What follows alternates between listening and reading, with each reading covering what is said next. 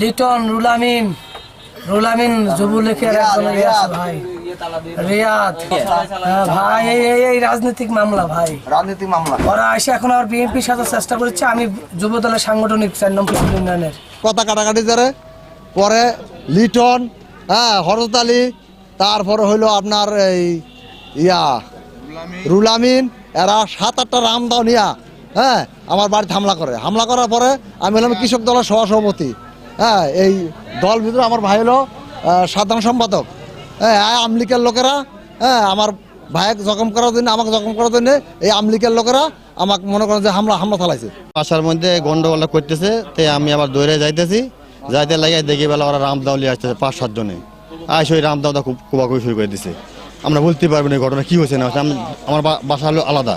আমি যাইতে দৌড়ে দেখি যে রামদাও খালি হাতে।